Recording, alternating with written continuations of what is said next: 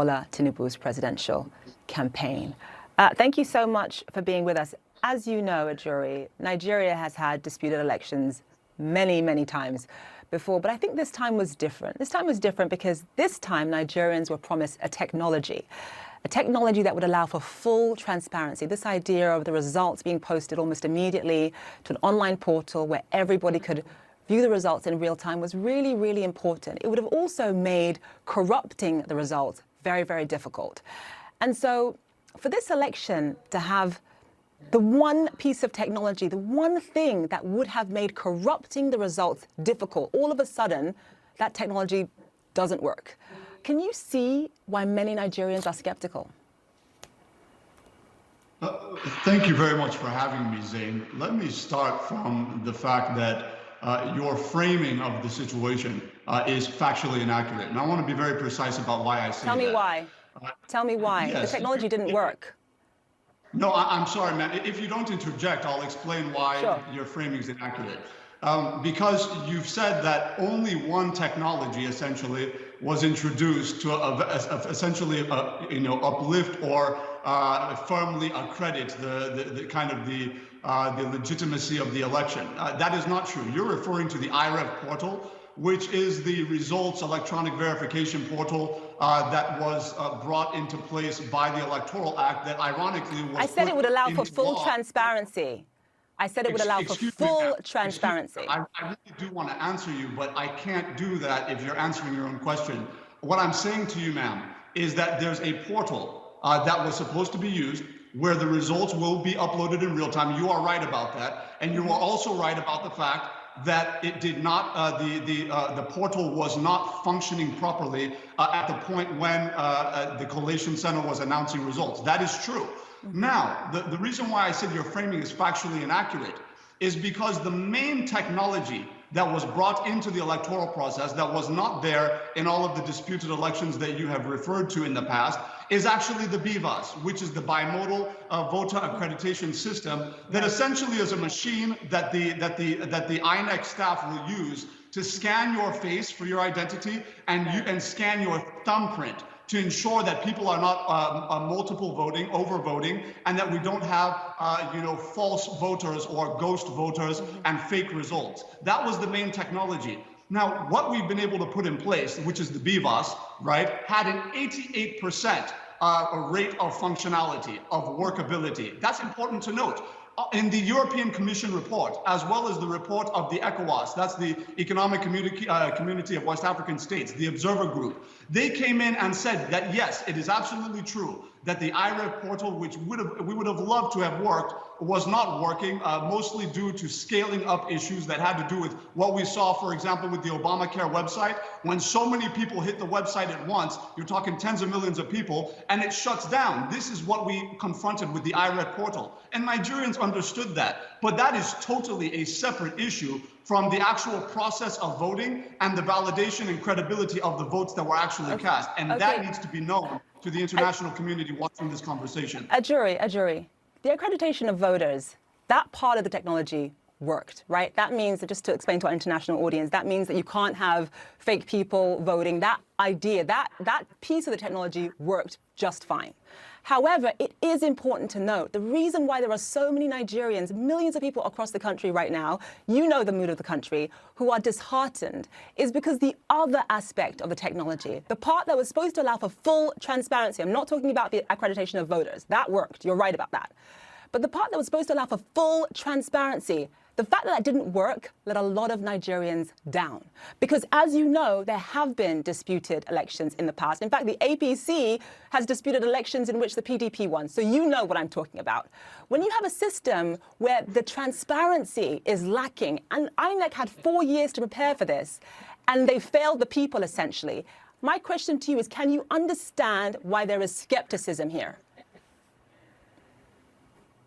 First of all, let's appreciate the fact that when we talk about the IREV portal, to say that it did not work at all is not true. What was the issue was that we did not upload all of the results in a time frame. There were major delays. There were major delays. Exactly. And that's the problem.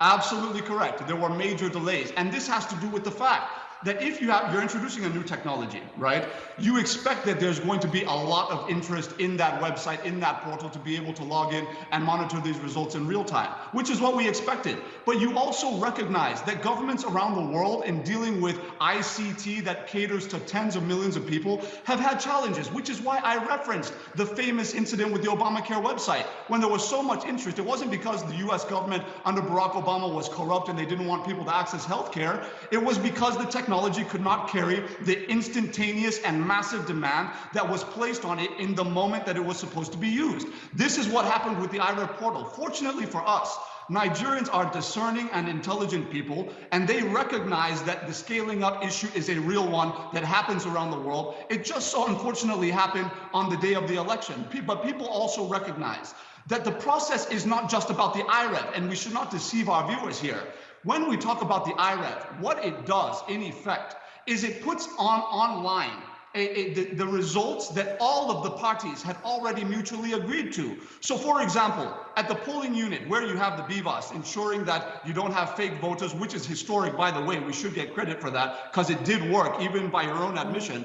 Once that is done, what happens is that agents from all parties, including the Labour Party under Peter Obi, as well as the PDP and the APC, all of them are at the polling unit and they watch the process take place, and all of them have to sign on the dotted line to say, yes, it is true that the ballots read out are reflected on this result sheet. Once that result sheet is collated at the ward center, the local government collation center, and the state center, it's now sent into that IREV portal. This is the issue, Zain, is that many of the people you're talking about, whether it's PDP, Labour Party, or APC, they're not disputing the actual result. They're just disputing the fact that it didn't show up on a screen the way it was supposed to. It's not about the result. Many people actually are disputing the result. We'll get to that in just a second. But when you think about the other things that there have been concerns about, when you think about the other things that there have been concerns about, and we can put the technology aside for 1 second. I mean, when you hear that, you know, as a Nigerian, I'm sure this also disheartens you. When you hear that election workers were threatened, right? That people were told you will die unless you make amendments to this paperwork in terms of what happened at the ballot. I mean, when you hear about that, when you hear about violence, I mean, we ran a piece yesterday showing thugs essentially running into a polling unit and attacking people. You know, there was one woman who had her left eye closed shut because of what happened to her. When you hear about that level of violence, and in addition to the technology not working the way it was supposed to, does that meet your definition of a credible election?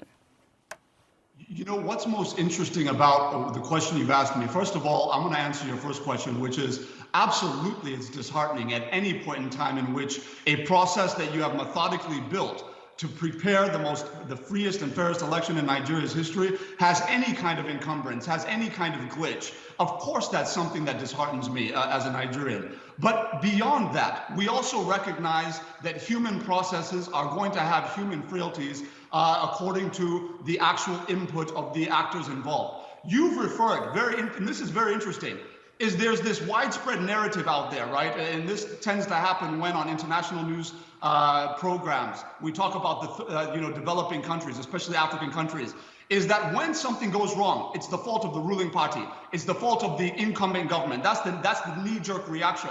Interestingly, the example you cited with the woman with her eyes shut, that was actually a vote that took place in the southeastern part of the country, where you are from, right? Where that Peter Obi won massively. The Labour Party won over 90% in the southeast, right? Of course, he is from the southeast. So when that happened, there were instances of violence throughout the country. There were incidents of violence throughout the country. For the ruling party in the southeast instead of the Labour Party. These are real issues. So my point is that it's not a political party issue. This is about the fact that you have individuals in all the political parties looking for undue advantage in certain regions to essentially suit their own interests. And what we have done is to leverage on BVAS and many of the other technologies to ensure that as much as humanly possible, we limit some of the criminal tactics of some politicians in these localities. When you think about what happened in 2007, 2003, 2011, when the PDP won. APC lost. The APC came out, especially in 2007, if I remember correctly. The APC, your party, came out and said that there was widespread corruption. In fact, international observers actually agreed with you. Some people might look at this and say, listen, why is it corrupt system when you lose, but all of a sudden there's no corruption at a time like this when you win? I mean, what do you make of those criticisms? Because you have been on the other side of this in the past. Yeah, once again, my dear sister Zain, and I mean this with all due respect, our facts have to be right here, because the APC did not exist as a party in 2007 or in 2003. We were actually formed in 2013. Okay, the opposition party, Buhari's party. Well, so that's said. We don't base parties around individuals. Parties are political organizations made up of many people. Bola Tinubu was not. You know that I'm referring to Buhari's party. Fine, okay. Right, okay. So Bola Tinubu, who is let me explain. Bola Tinubu, who is the APC candidate who won this election, he was not part of that party that you referred to in 2007. Now, let me say this very quickly. The difference between those elections that you've referred to and the election that we have just held in this country today is the fact that those elections had no basis, no technology whatsoever, like BVAS, right? Where you have individuals with identification numbers that are tied to their thumbprints and their facial scans. We brought that into the Nigerian election system for the first time this year. It was this administration that did that. And one of the most important aspects of it, the transparency didn't work this time.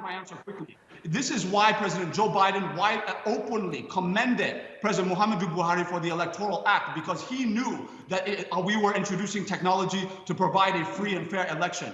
Let me say this quickly. In those days that you referred to, people were literally writing results. They were making up fake names and writing results with fake names. That's why if you look at the election counts in 2003 and 2007, they are about 10 times the turnout of this election, simply because we put in technology to ensure that you cannot use ghost voters and ghost results. You actually have to have the face and the thumbprint. We did that, and that's why we're confident about the acceptability of this election, which has presented President-elect Bola Ahmed Tinubu as the presidential election winner. Ajuri, because we are running out of time, I do want to ask you probably the most important question, which is, how is the APC going to heal Nigeria right now? There's so much division. When you think about the fact that, you know, Tinubu got about 8.7 million votes. This is in a country of 200 million people.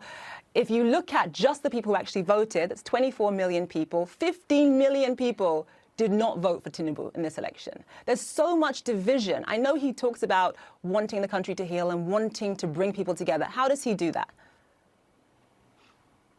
Well, this is the beauty of democracy, right? And that actually speaks to the issue of the legitimacy of the election in the first place, is the fact that so many people did not vote for the presidential election winner, just as it was in the US, where you had a historic number of people voting for Donald Trump, but he still lost the presidential election.